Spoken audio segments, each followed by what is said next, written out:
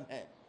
एक जमाना था मुंबई में 5-5 एमपी कांग्रेस के हुआ करते थे, एक एनसीपी का हुआ करता था। एक जमाना था मुंबई से, और जमाना कोई बहुत पुराना नहीं, मैं ऐसा कोई हड़प्पा और मोहनजोदड़ो के जमाने की बात नहीं कर रहा हूँ, आज 10 साल 12 साल पहले की बात है। तो कांग्रेस का एक बड़ा जबरदस्त जनाधार रहा है। ऐसे में दक्षिण मध्य मुंबई, उत्तर मध्य मुंबई और उत्तर पश्चिम मुंबई के लिए हमारा विशेष आग्रह था, दक्षिण मुंबई के लिए भी विशेष आग्रह था, लेकिन दक्षिण मुंबई में चूंकि जो वहाँ का शिवसेना का सांसद है वो उद्धव गुट के साथ है, इसलिए हमने वो आग्रह छोड़ दिया था। लेकिन हमारा शुरू से आग्रह था कि आप 50-50 करिए, 3 सीट हमारा 3 सीट आपका। लेकिन जिस तरीके से शिवसेना ने जोर जबरदस्ती की है और एक तरह से कांग्रेस पार्टी को अपने घुटने पे लाके दे दिया है, वह निश्चित तौर पर शिवसेना के पूरे नियत के ऊपर सवाल करने वाला है। जो कांग्रेस का वोटर है वो कहां जाएगा? कांग्रेस को जो वर्षों से लगातार वोट करते आए हैं, क्या वो शिवसेना के इस हरकत के बाद शिवसेना के पास जाएंगे, शिवसेना को वोट देंगे? मुझे इस बारे में संदेह है। सर, आपने कहा कि खिचड़ी चोर उम्मीदवार के लिए आप काम नहीं करेंगे, क्या कांग्रेस का कैडर भी जो नॉर्थ वेस्ट में है वो भी यही महसूस करता है कांग्रेस शिवसेना उम्मीदवार के लिए काम नहीं करेगी?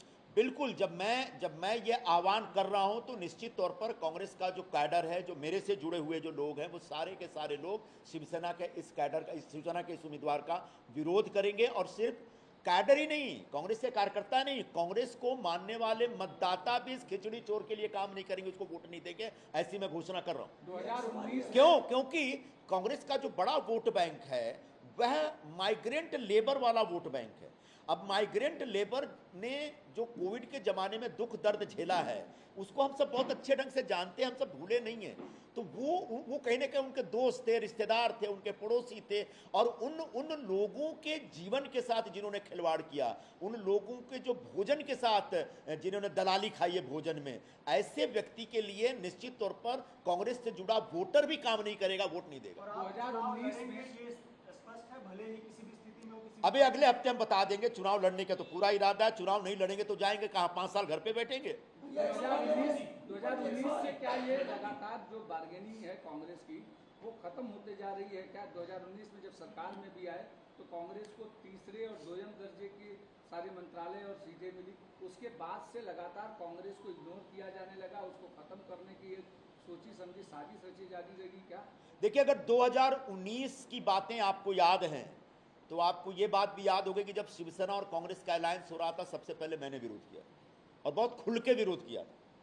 और मैंने कहा था कि शिवसेना के साथ अलायंस करके, गठबंधन करके, युति करके आप अपने आप को खत्म कर रहे हैं। ये धीरे धीरे एक डी जनरेशन की प्रक्रिया शुरू होगी। आज 5 साल बाद बिल्कुल मुंबई में वही चीज दिख रहा है। हमने कहा था शिवसेना के साथ अलायंस नहीं होना चाहिए कांग्रेस का, आप हार गए, कोई दिक्कत नहीं, नए सिरे से मैदान में उतरिए और एक सशक्त विपक्ष की भूमिका निभाते हुए कांग्रेस को फिर से पूरे मुंबई में और महाराष्ट्र में खड़ा किया जा सकता है।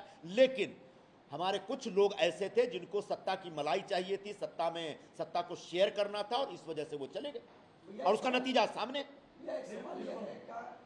अभी इनका पूछने दो। ये बोल रहे हैं कि उद्धव ठाकरे को रीथिंक करना चाहिए जो उन्होंने अनाउंसमेंट किए। आपको लगता है उद्धव ठाकरे ने जो अनाउंसमेंट किए वो कांग्रेस को कंसीडर करके किए या नहीं किए, या खुद ही? अगर बाला साहब थोराट जी खुद नेगोशिएशन करने वाली टीम के एक सदस्य थे और अगर वो कह रहे हैं रीथिंक करना चाहिए, मतलब उनकी बात भी नहीं सुनी गई। तो जो नेगोशिएशन करने वाली जो टीम थी, जब उनकी ही बात नहीं सुनी गई है तो निश्चित तौर पर हम सब फेल हो गए। तो मैं भी यही कह रहा हूं कि शिवसेना को इतना एक्सट्रीम स्टैंड नहीं लेना चाहिए, इससे कांग्रेस का जबरदस्त नुकसान है। और कांग्रेस के नेतृत्व का ध्यान आकर्षित करना चाहता हूं कि आप अभी भी इंटरवीन करिए, नहीं तो अलायंस तोड़िए। अगर पार्टी को बचाना है तो अलायंस तोड़िए और मैदान में उतरिए, लेकिन आप शिवसेना के साथ अलायंस करके अपने आप को हमेशा के लिए खत्म करने का जो फैसला कर रहे हैं वो बहुत ही आत्मघाती है पूरे कांग्रेस पार्टी के लिए, और इसका असर पूरे महाराष्ट्र भी पड़ेगा, महाराष्ट्र से बाहर भी पड़ेगा। भैया, सवाल यह है कि अरविंद सावंत का ज्ञान है जारी होने के बाद उनसे आपके विरोध को लेकर पूछा गया तो उन्होंने कहा कि कौन लिखो मैं नहीं जानता। जिस तरह की भाषा लोग बोल रहे हैं, यानी कि शिवसेना उद्धव ठाकरे जो बोल रहा है उसको किस तरह से देखते हैं? एक तरफ कांग्रेस के साथ गठबंधन में, वहाँ आप जैसे कद्दावर नेता को विरोध दरकिनार कर रहे हैं। इसमें संजय राउत जिस तरह का बयान देते हैं, क्या उन लोगों के बयानों का भी असर इस गठबंधन में, इस निवेश? अब एक व्यक्ति के बारे में मत पूछो, ठीक है, और हमने एक व्यक्ति के ऊपर कमेंट करने का देखिए, निश्चित तौर पर एक बार हो गया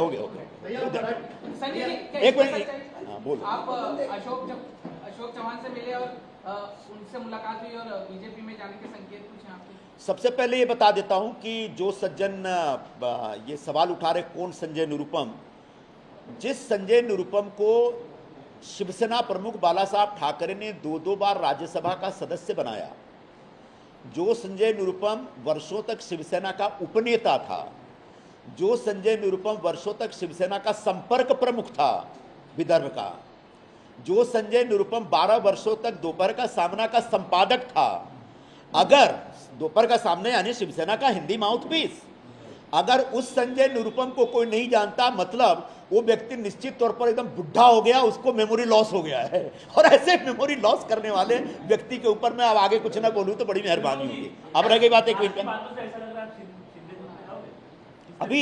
अभी जब मैंने बताया है कि अगले हफ्ते हम अपनी भूमिका स्पष्ट करेंगे, तो एकदम से उड़ी मारने की जरूरत नहीं है, थोड़ा सा धीरज रखिए, थोड़ी सी शांति रखिए। आप बीजेपी या शिवसेना शिंदे गुट में दोनों में से आपके ऑप्शन खुले, क्योंकि आपने कहा कि मेरे सारे विकल्प खुले हुए हैं, तो उन विकल्पों में ये 2 पार्टियां भी आती हैं।